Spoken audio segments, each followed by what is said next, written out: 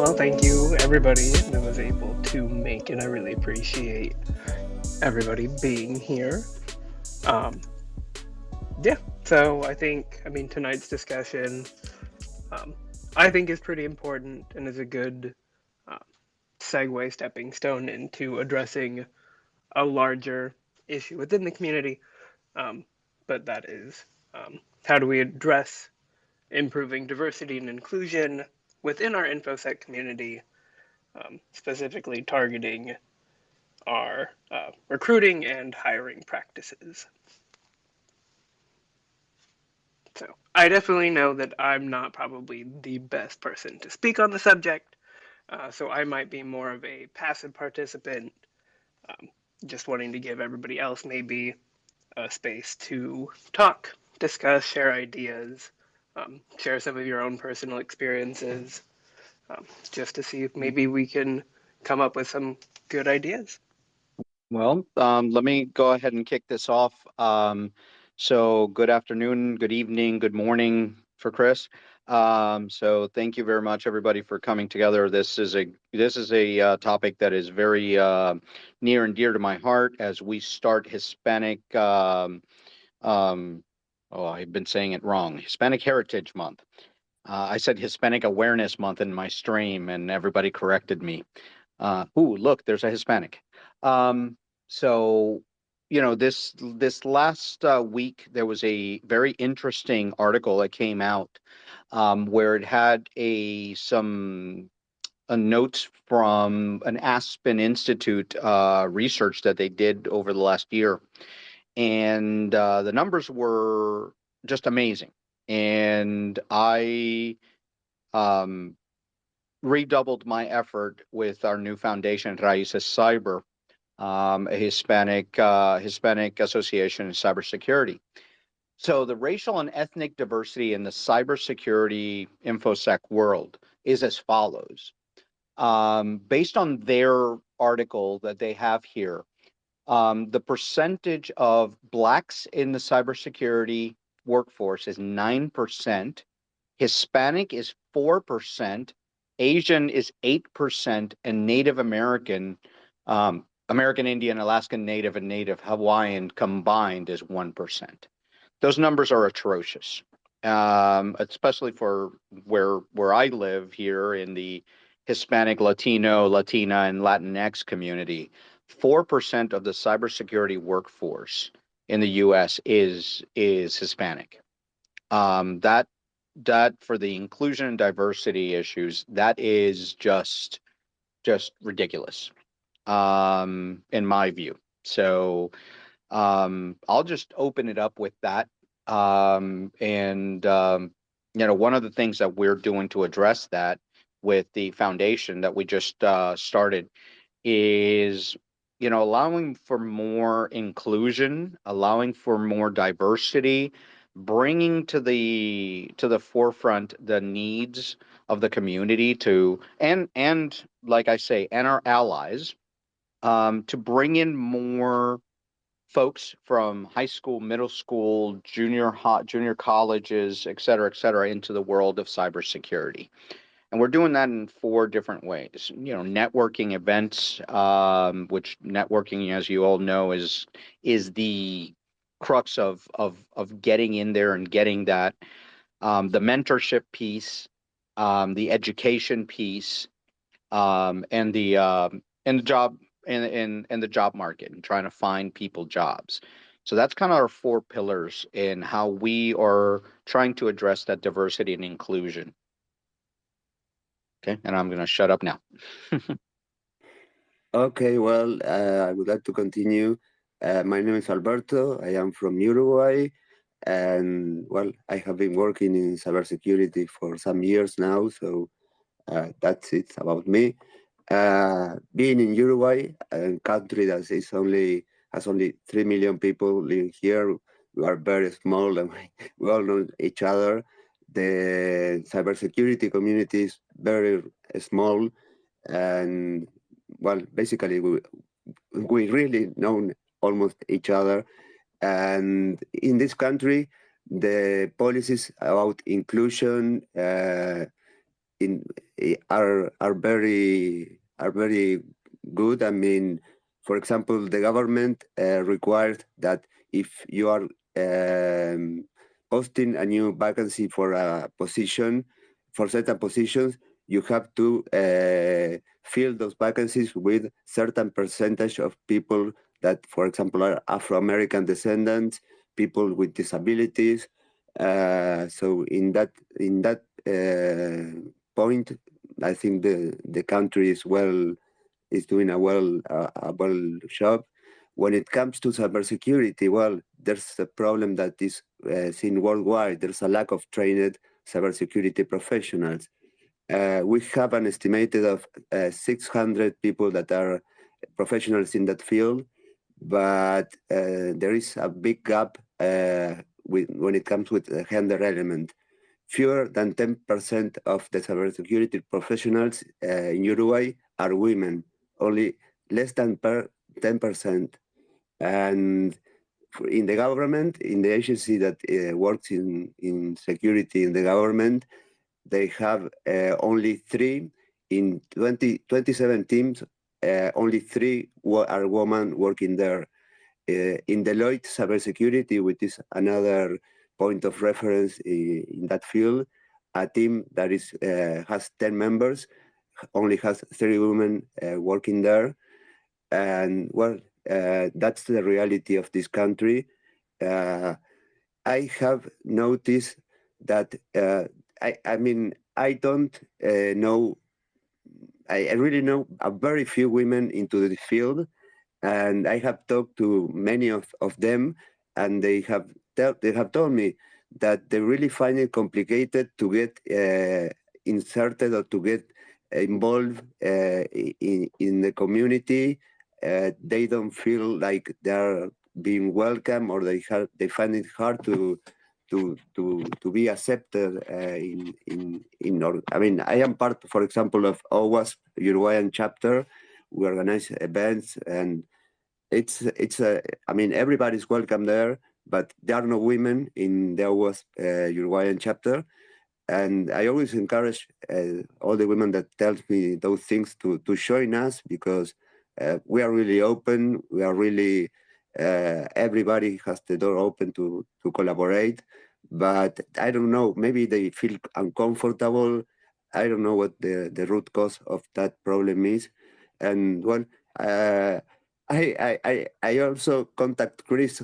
Chris, remember that I told you that you should submit some uh, call for papers, proposals to the event in South America, because I think it is a reality of South America, not only Uruguay, these numbers that I am telling. So it could be great if women can see that other women are in cybersecurity all over the world succeeding, being great professionals, in order to push them to let that fear away and get into the field, which is something that would be wonderful.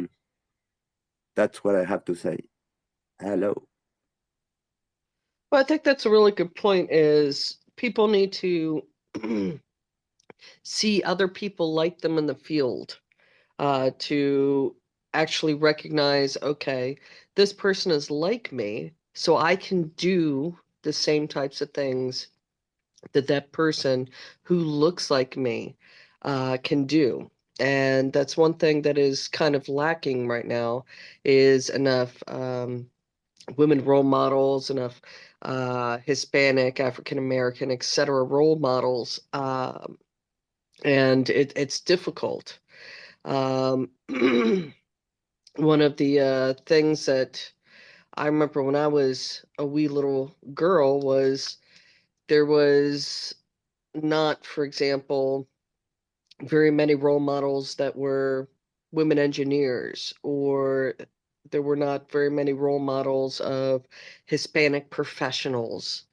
Um, and we need that. We need to see that people like us can succeed, so that we can picture ourselves in their shoes. Yeah, inspiring is something that is a powerful tool to do that. I mean, if you as a woman can inspire other women, that's the most powerful weapon that we can use in order to solve these issues. Yeah. Yeah, I 100% agree with what you guys are saying, because if, a lot of people get, look, even after 32 years of being in this career, I just had I'll give you a perfect example. I just got called by a recruiter for a CISO position in a company, and I looked at their entire makeup of their company, and there was, out of 22 people in their leadership page, there was one minority. I looked at that company and I said, is that the right place for me?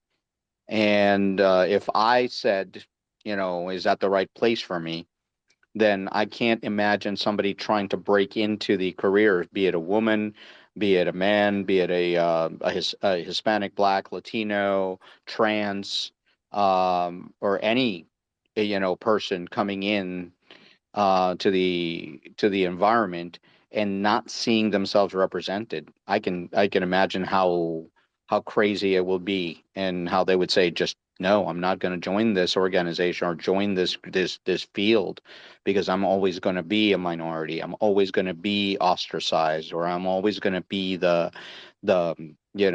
I hate to say it this way, but the token, you know and it's just hard for that, and somehow we've got to change the makeup.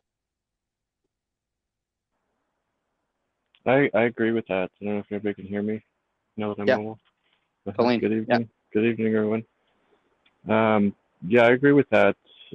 But it's like sometimes you just don't have a choice. It's like, this is the job that's going to hire me. So when you look at those like profiles of the C-suite, the diversity, quote unquote, that they have there, or whatever, the lack of, it's just another thing that you're just kind of dismayed by. It's not really something that, so you're often able to have the choice, unfortunately, to be like, I'd rather not work for that company, because unfortunately the vast majority of them are that way.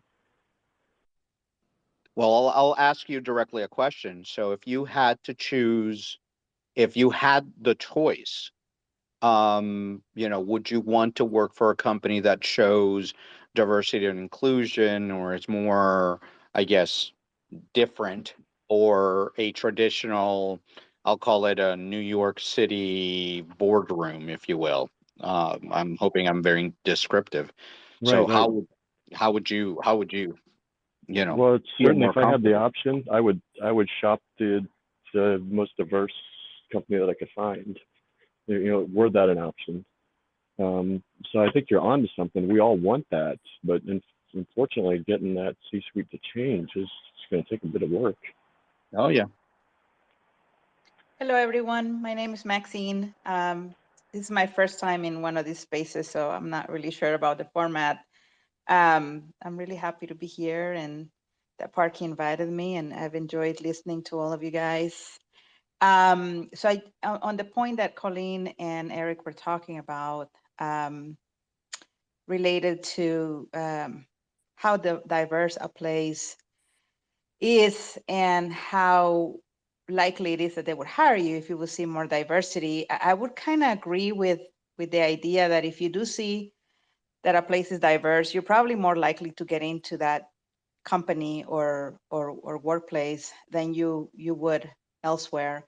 So for example, for me, I recently got hired to work 2 cybersecurity jobs after spending 2.5 months looking for a job.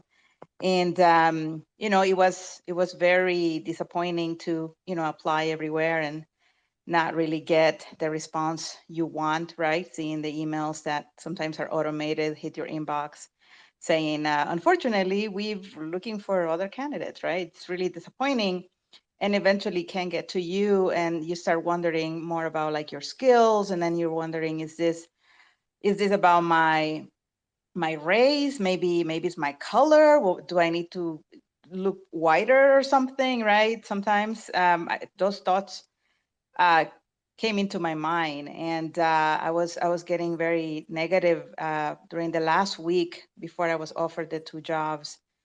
I was just like entered like a little bit of a depression, and I was really disheartened. And I reached out to some friends who were in IT, and they were like, this is a tough field to get into, no matter what, cybersecurity or software engineering. It can be very hard if you're just entry level, and that was my case, right? I'm coming into cybersecurity from doing communications work and media work, right? So definitely the only training I have is the schooling that I did since February, and I graduated in August. So that was pretty much the only experience with cybersecurity. So he said, just keep going, be persistent, have faith, don't give up.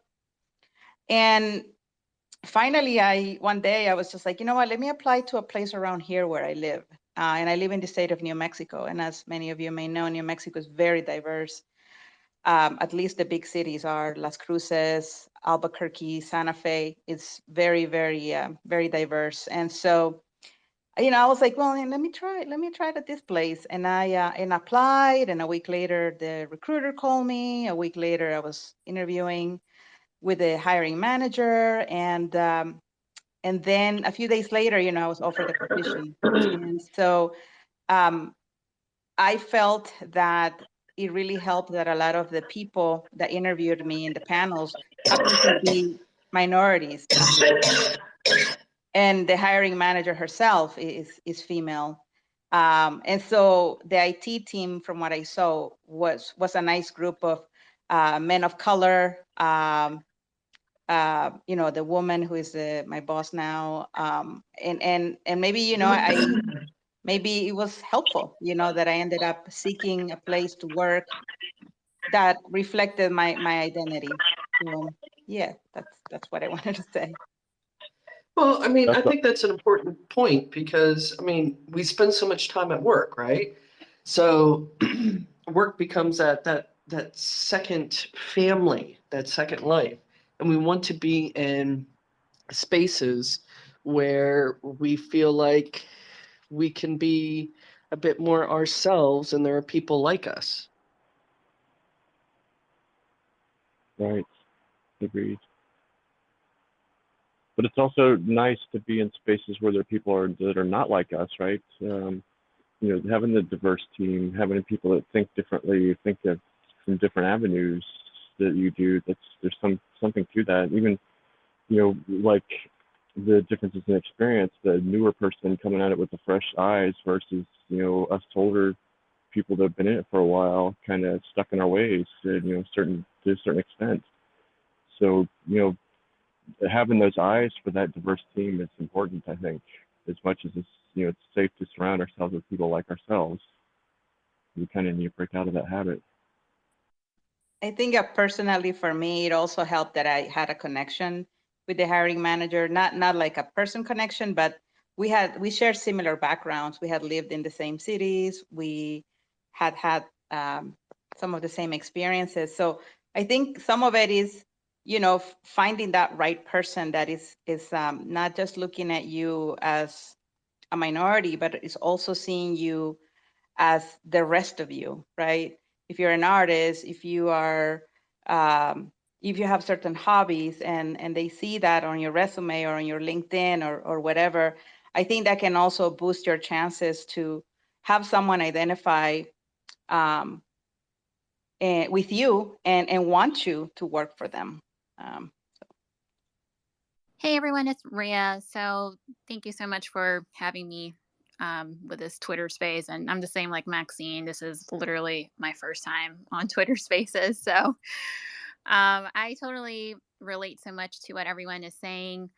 And what I'd say in terms of looking at companies is that, DEI is definitely very important. And if we could get a company or a list of companies that are more than just, posting about DEI, but actually are recruiting people of diverse backgrounds and ethnicities and orientation, I think that would be awesome. I don't know if there is this floating list around somewhere in the Twitter ethosphere. There probably is in some various differences or variances of Twitter. I know for me, I definitely look at the company's profile, and there are definitely moments where I'm like, are these guys really legit, or are they just saying that they're about DEI? And then they'll forget about it within the next business quarter, since, as everyone here knows, that, DEI sounds attractive, but implementing it is still, in my opinion, it's still very much at the beginning stages. So, I think of some of the big brands out there, right? Like Nike or even Microsoft, like a lot of these big box blue chip companies that have a lot of budgeting for DEI, but sometimes it just feels like it's not enough, right? So that's where I'm seeing the disconnect, is more on the larger, well-known brands. Like, I don't really know if they're following through with DEI, or they're just saying that, or maybe they are, but not everyone is doing it across the organization, which could happen. But what I can say, at least, in a positive note, is that, DEI is still very important. So I do see, a lot of companies trying to get started in DEI. So in my opinion, there is a glimmer of hope, and for me, and I guess for everyone here too, like we all share that passion for getting people from all backgrounds into InfoSec. And, I think the more that we get involved and more that we support each other, we retweet everything that we're doing that can help other people with diverse backgrounds. I think that's like the most grassroots style that can really amplify and definitely networking. So, Word. InfoSec is such a small world. Like, it is literally very small. Like, even today, I realized this other person I was connecting with actually knew someone that I knew. And I was like, what? So it was, and, these little things, like, I didn't even, anticipate that. So, if there's, and I feel like, InfoSec is trying to be more inclusive. So there's that. So if there's somebody that knows something of an opening, or, just like another person who could be potentially hiring, I think having that open door, and also, like, talking about it with the community and with other people, and saying like, hey, I'm, coming from this background and I'm looking for, this kind of position. And as long as the community is what they say that they are and is trying to work towards that goal, then I think we could definitely build towards that inclusive society that we would definitely like to see. Yeah, but I'm gonna take a different approach real quick, and the other challenge that these companies have, and I know this because I am a hiring manager. Okay, and the other challenge is the lack of diverse people in the industry, meaning the job seekers. So sometimes when I'm hiring and I get 40 candidates, and out of those 40 candidates, maybe I might have 5 of them out of the 40, maybe 10. I'll be a little more, positive here, but that are, diversity, I'll just say it this way, diversity candidates. Okay. And again, we look in the environment for people that can do the job. And, this is not like it was in the 80s, in the 90s when I started, where we did have, EEO laws that we had to hire a certain number of, diversity candidates. So there's a fundamental lack of, and I think that's one of the things that we're trying to tackle with the foundation, is educating people to say, look, yes, you deserve to be here. You're either Hispanic, you're, a minority, you deserve to be here. And, helping them and educating and get them the skills that they need to be competitive in that field. Yes, I completely agree with you, Eric. I think the numbers that I gave, that 10% of the people in cybersecurity in Uruguay are women, it's because 10% of the people actually in cybersecurity studies cybersecurity. My experience attending to courses, attending to congresses, all kind of events, shows me that yeah, there are very few women involved in this field. So it's not a problem, the inclusion. The problem is that they are actually not in the field. Yeah, I just listen, just a perfect example. I got somebody called me from when they were at DEF CON and Black Hat in Las Vegas a couple weeks ago. And yes, it was poorly attended because it was a COVID event. Um, and I made that mistake on purpose. Um, but somebody called me and said, by their count, there were 3 Hispanics that they knew in the whole event. What So it's can just ridiculous. can I take issue with it just a little bit Yeah, in go. the in the fact You that know me. I've been laid off since COVID hit March 1st, 2020. Applying as a female name, I get very few calls back, very few interviews. Right? Did you try what you were going to do? I'm trying it, but it's not sustainable. That's going No. to require me And 15 that's applications ridiculous a that you day. have to do that. That's Well, I freaking was trying to ridiculous. do that to get the numbers for everybody, but I'm not going to kill myself to do it. It's going to take No. 2 months of that, 2 months of 15 applications a day. So, I was trying to get the numbers, but when my friend told me that, I was like, oh, I could do that. And then once I started doing it, I realized it was much more difficult. Yeah. But the thing is that I don't know if it's automated filters that are kicking out female names or what the deal is, but I'm not even getting calls back for interviews. And then on interviews, like I said, I need to stop mentioning that I'm trans and just kind of be as ambiguous about it as I can, because I think that complicates the matters. Bringing your own, what makes you a minority, to the forefront in interviews, seems like it's harmed me a bit. So, Coleen, like yes. Coleen, I was wondering, have you tried applying for companies that are very diverse, like HackerOne, for example? HackerOne it's super welcoming to people that are LGBT, QI. I know that Twitter also has a policy of, like, even in their application, they say, are you LGBTQI? How do you identify? And Right. maybe just identifying which companies seem to be the ones most likely to welcome um, minorities like us, in the industry.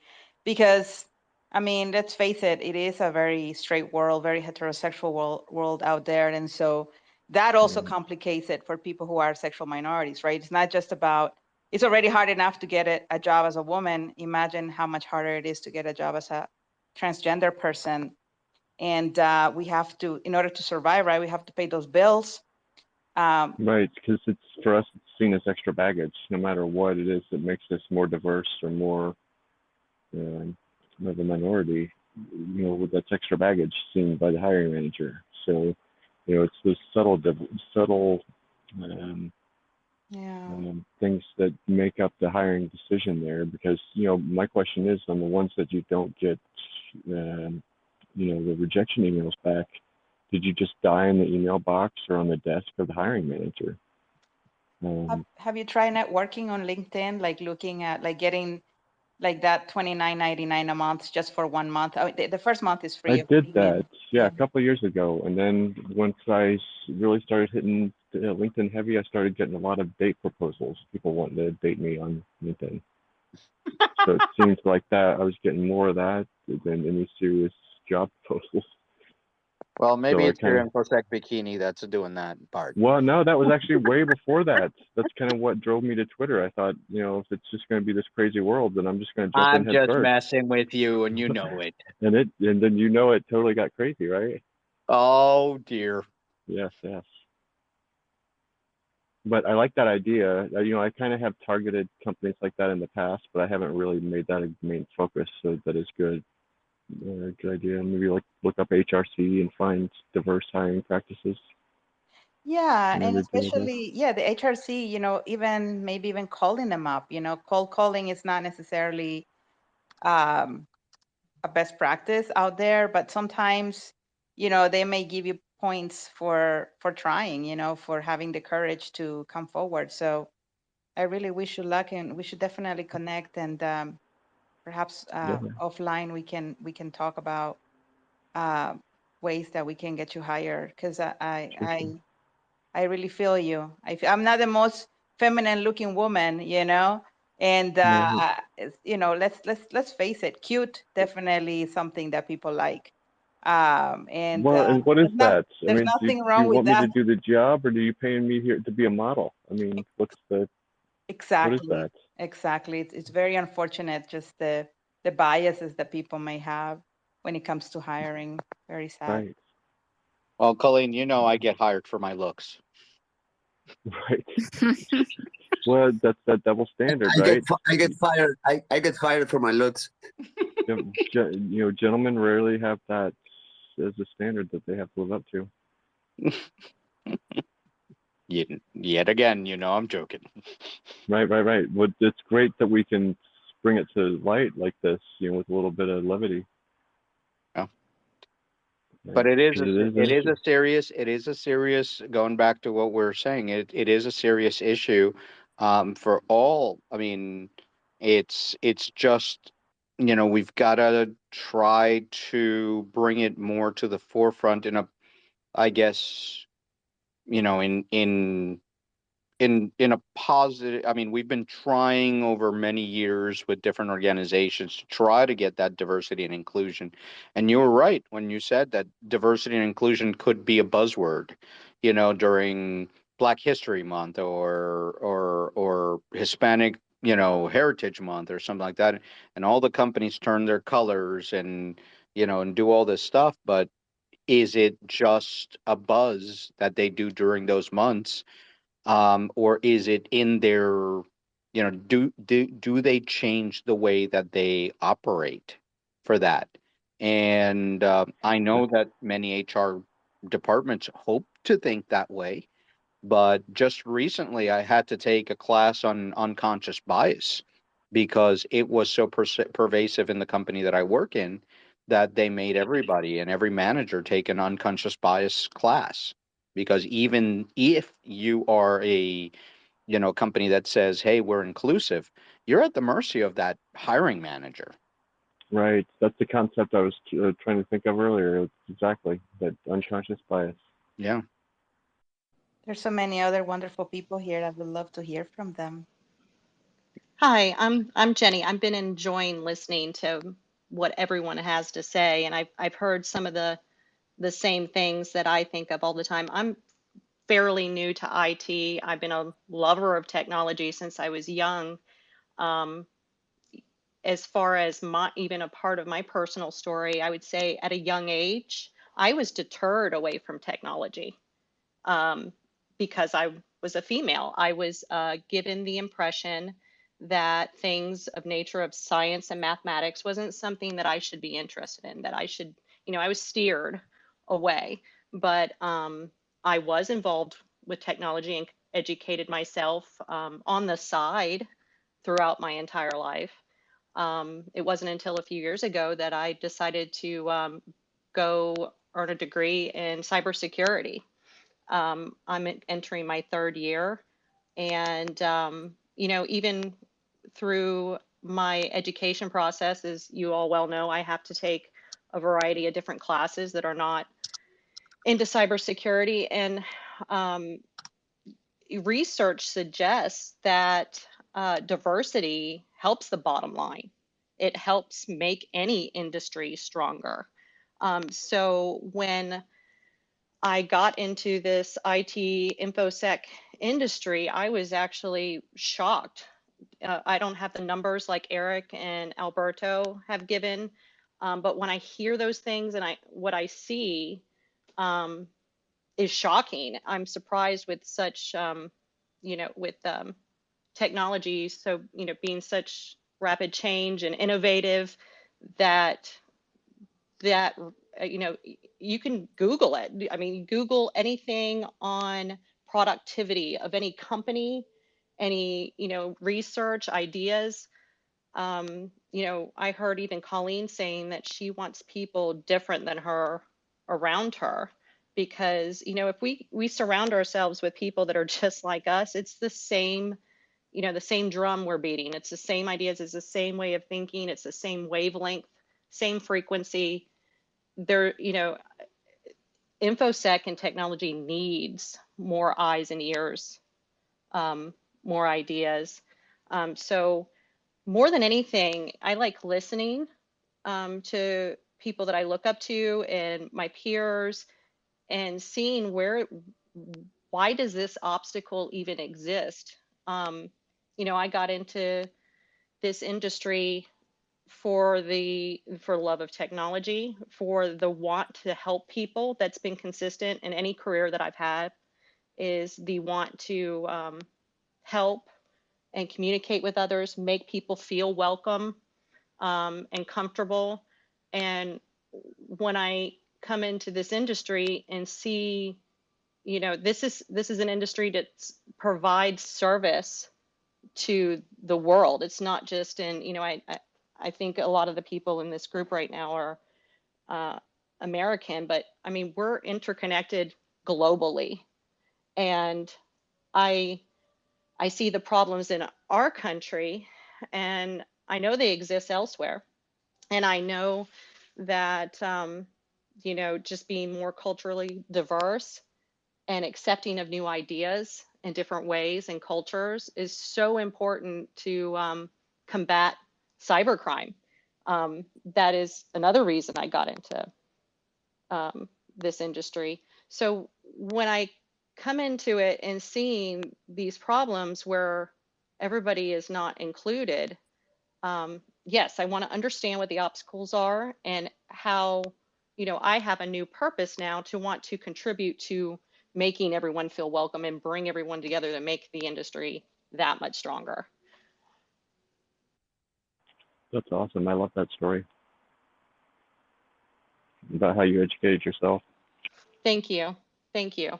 And I can speak for myself, and I know that I can speak for absolutely everyone in this room and outside of this room, that we know what it's like to feel excluded for not being like somebody else, or not looking the part, or being told that we're supposed to walk, talk, whatever it is, exactly a certain way. And really the the diversity of each, each of us, as unique as we are, is going to provide something. We all have something to bring to the table. And definitely, I would say, the world of cybersecurity definitely needs that desperately, like yesterday. Yeah, I have a question for all the girls here, Colin and Chris, Rhea, Jenny, Maxine, Eliza. Do you think that for a woman it's complicated to be accepted in a cybersecurity team that is mainly conformed with men because of their egos and because they are not open to accept that women might actually do their job perfectly as them or even better? Do you perceive that? Dude, I'm scared of Chris. What are you talking about? Well, I can tell you, gosh, I remember when I first moved to the Netherlands, and I was in an all-male team, and there was this guy who administered our security information event manager system. And I had to give him a task, and I'm telling him the technical specifications of what exactly I need, and he goes, "Wow, I've never met a girl who was technical before." And oh my God. Yeah. I really wanted to smack him down, but that was, he had never actually worked with a woman before, and I found it very, very interesting and enlightening, because there was this idea that if a woman was in any sort of technical field, they were there for the soft skills, which aren't soft skills. Communication is extremely important. Right. And you know, I I'm still, surprised and shocked sometimes at certain things. I'm also uh a couple of things that I'd love to share with you. It is not the same worldwide. So I go to Eastern Europe a lot because I've got a lot of friends there, and in places like Romania and Bulgaria, Serbia, etc., the numbers are almost Yeah. equal, men and women. Or in Romania, there's actually more women in STEM fields than men. Yeah, I remember. I remember And in Macedonia when I was in doing the Kosovo operation. It was about 50-50. yeah, yeah. I mean, and then you look at places where they've made it part of their national strategy. Like in UAE, they made it part of their national strategy to include women into the STEM fields. So about 80% of the women who are engineers and technicians in their space uh, office organization are women. So when you see videos of them doing their launch, it's mostly women on camera. But you look at NASA, and there's only a couple of women that you can pick out. So it's not the same everywhere. And I think one of the big things is countries themselves have to look at the problem and go, you know what? If we're struggling with, cybersecurity, for example, we have to put it in our national policy to include diversity. Because a few of you have said, it's one of these things where, we need that diverse talent. Like Jenny was saying, she got into it because of cybercrime. And one of my favorite kind of espionage stories is the Brits hacked into a Belgian telecom, and their security team was all male, and they were able to basically catfish the male staff with a very attractive looking woman. And when I looked at it, I was like, no woman on earth would have fallen for that scam.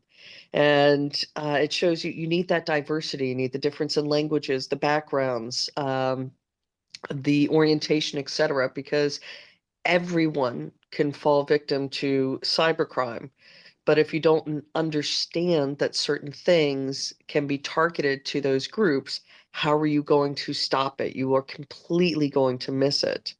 So yeah, no, it can be frustrating at times being a lady, Chris, but it can also be a lot of fun because there's now more than just me when I look around in a room in a conference.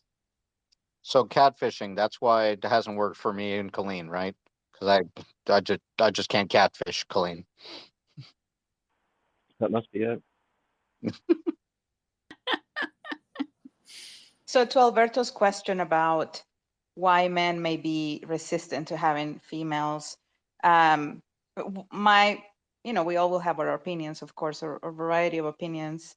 I feel that my conversations with friends of mine who are software engineers who are male, and when I've asked them the same question, one of the responses that I've gotten, and that's why I'm getting this idea that that's what I'm about to say may be true, is that a lot of these guys tend to be, they have their quirks, right? They have their quirks. They're not probably the most athletic. They're not the most, handsome or whatever. And so there's a lot of insecurities that these males may have.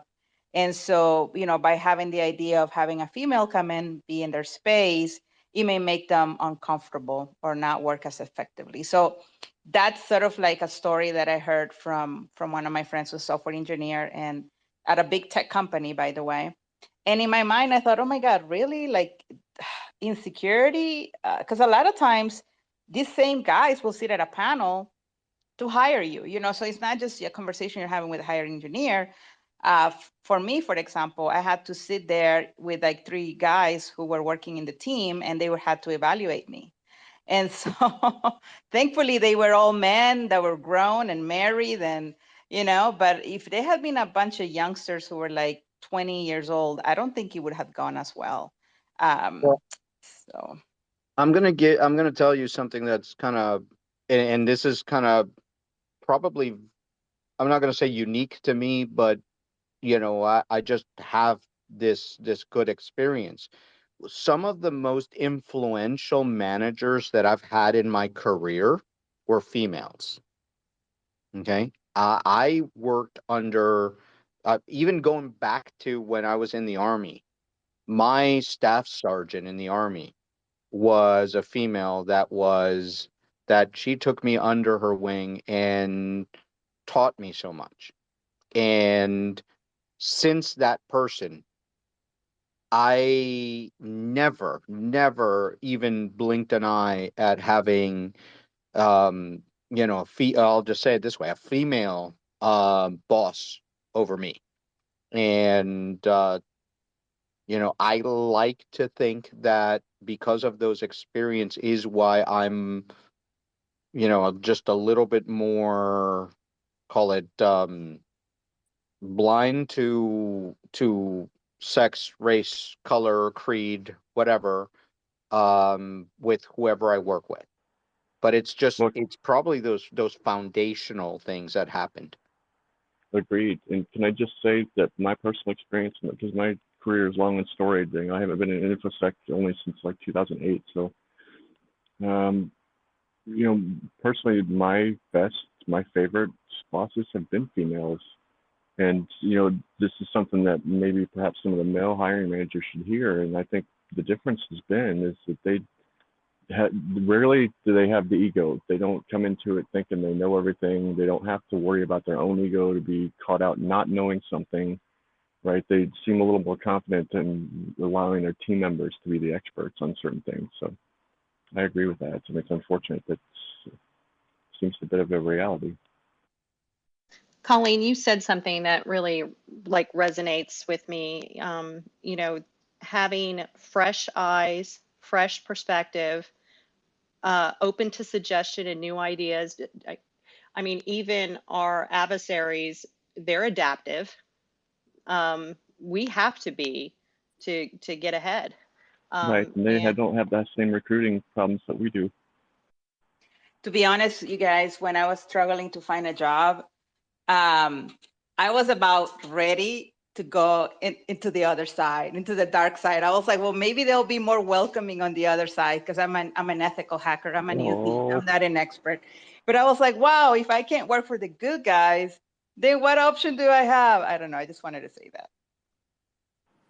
Well, after a while, you're kind of driven to those thoughts. You're like, well, a lot of people are getting away with cybercrime. I'm going to have to put bread on the table. So, we can't look at all the criminals out there doing it as they're doing it because whatever, some of them are forced into it. But they're probably a very small minority because it seems like big business now.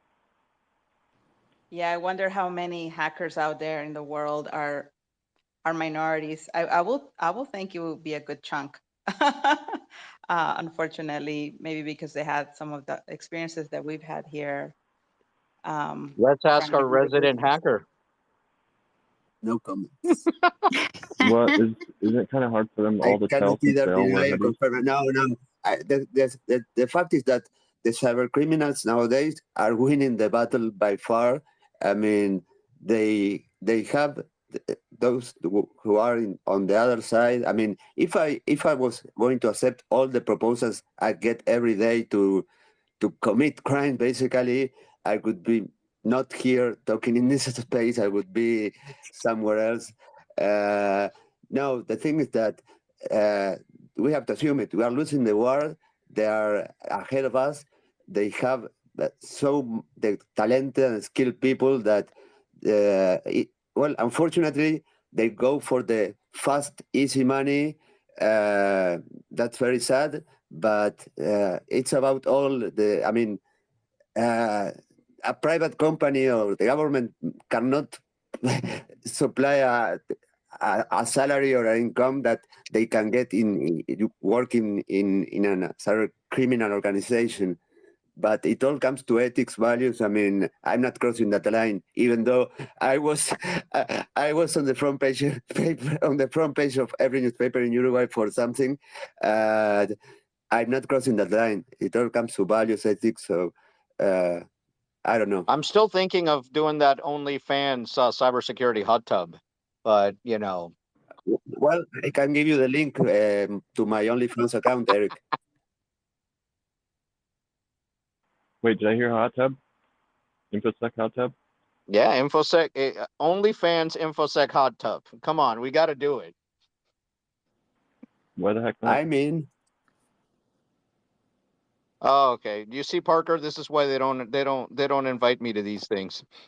Hi everyone, I'm Eliza. I haven't gotten a chance to pop in, but I wanted to make sure before we finish the evening. I'm not sure. I mean, we're over on the East Coast, so I'm not sure what time we'll be finishing. But yeah, I really have appreciated this conversation. I think it's so rare, honestly. I've found in a lot of InfoSec or cyberspec spaces that people will get this direct about kind of the nuts and bolts of how you get a job. You know, sometimes we have the tendency to be a little bit kind of elitist, or like that's not, you know, the stuff you talk about in the high cybersecurity world, which I think is sort of not ideal, and like it's dumb, honestly, that it should be, you know, we have this issue on the US side, a workforce development thing where we just don't workforce that's going to be needed in the cybersecurity world. And that is largely a result of our diversity. I think those two things are related. If you don't recruit people, if you don't allow people to see careers for themselves, especially people of color, especially women, then they won't pursue careers, just as Chris said.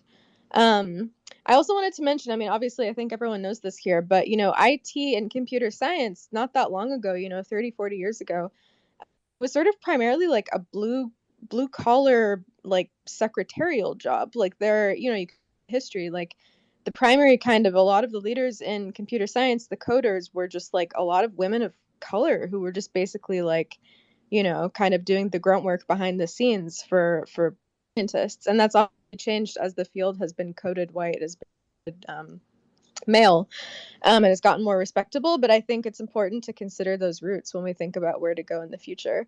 And I'm youngish in my career, and I have loved to work with Chris Kubeka. She's been a great mentor to me. So I would just suggest too that, you know, one way to really kind of increase not only like diversity, but also kind of like the solidarity is, you know, doing the same thing that white guys do for each other. You have to have each other's back and give each other, you know, the heads up when a great job is coming up, you know, give someone, you know, send them the link to events like this. Yeah, basically just look for ways to mentor people and to, you know, let down the ladder behind you or beneath you. I guess that's just the phrase. Where's the ladder? When you're coming up, you know, keep the door open for more people behind you. I think sometimes people have the tendency to be a little bit selfish and to sort of say, well, I got where I'm going, I'm just going to leave it there. But, you know, this field will be a lot better off, as has been said. No, you said something. You said something very important there. Each one teach one. Each one reach down and pull somebody up. I say that all the time. Okay, so Eliza, you just hit it right on the head. And as a side note, I'm sorry you work with Chris. It's a really good point. It's like I want to see the next generation and the next generation after me find the same thrill, passion, happiness that I have in this field. And in order to do that, we have to help each other out. If someone is interested in coming into the field, I want to do the same type of thing because I'm tired. I haven't had a vacation in almost 11 years. And I would like others to be able to step up and allow me to have a vacation. That might be a bit selfish, but and to feel the joy that I've felt. And we have to help each other out to do all of that. Yeah, that's right. I'm with you. I haven't had a vacation in probably about 10 years as well. but we have to bring out the next generation. I actually put a video out today for Hispanic Heritage Month, and I said exactly those words. It's teaching the next generation of cyber defenders or cyber, just people that come. We gotta, like Eliza said, we've got to reach back. Just because we're somebody or somewhere in this field, we need to help others. We need to get to a point where we are helping others, because by helping others, we're helping ourselves. Yeah, and just to add, like again, like InfoSec or technology in general is a very small world. So if someone is able to help one person out, that person hopefully will extend the same help as they've received, and that chain reaction will just keep going. So, I really believe in grassroots 100% to me versus any other company that can make the change. So I know we're starting out with this group of people here, so that's awesome. But of course, this is just one step in the right direction. And, fulfilling DEI really takes not just one person, it takes a whole group of people. So again, it's just simply sharing some posts or retweeting something, and if someone knows of a job opening or knows someone who knows someone, it's really just being that advocate for that person. Well, so these spaces are the kind of thing that we should keep doing, promoting. I don't know, Parker, if you are being recording this or not, or you can get the audio from your Twitter account requesting the data, but it would be great if you could get that file with the recording of this session in order to make it available anytime for anyone. That would be great, because the more people that can listen to these kind of conversations, the more they can be involved and know that people are working towards certain objectives, creating awareness that people do care and want to solve this kind of problematic. So, Right. Can we make this a regular thing? Yeah, I'd love absolutely. that. I think Yeah, I should would love to invite- participate. I think we should invite recruiters to join us next time we have a conversation like this, and just, I don't know, reach out and say, we're a group that is very interested in this. Maybe invite some journalists as well. So that will definitely get the word out. Yeah, I'd be happy to make this a reoccurring event. That was definitely a goal I had kind of coming into it. Alberto, your point, making this available for others, if that's okay with everybody, I would love to get the audio, put this out into maybe like a podcast, or just get it out on different platforms to give everybody a chance who maybe couldn't attend to hear all the great points that everybody made tonight, and do the same moving forward for more events like this. If I would have known, I would have been a little more serious. We like you as you, Eric. It's okay. Okay, good. You've seen me on my show, so this is me. Yes. Maybe the podcast should be called InfoSec Hot Tub. Just a thought. Ooh, All right, that. I like it. I like it. That might draw recruiters. That will definitely draw people in for sure. Yeah, you come for the hot tub, you stay for the jobs. Nice. Perfect. I like that. That's the tagline. Thank you very much, everybody. I really appreciate it. To hearing all your points, and like I said, as a lot of you know here, we started this foundation, Raíces Cyber.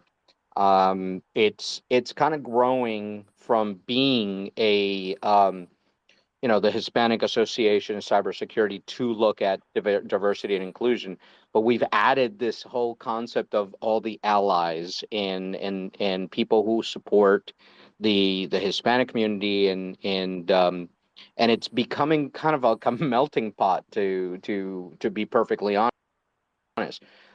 We have such a great group of diverse people in this organization We started it about a month and a week ago, and we currently have over 300 members. We have about 27 volunteers that are helping us grow this. So if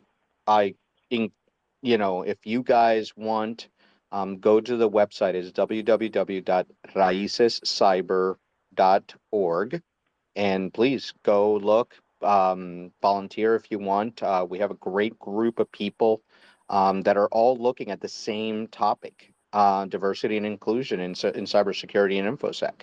So, if you guys want to be part of that community that we're building, please come and see. Come and see our shows. We have Raices Live, which is on Wednesdays, and we have New Battlefields on Thursdays at 7 p.m. Eastern Standard Time. So thank you very much, and I'm hoping that could be a venue for us working through some of these issues. And again, it's a very inclusive and open organization. So Yeah, I even heard you have a cyber criminal in there.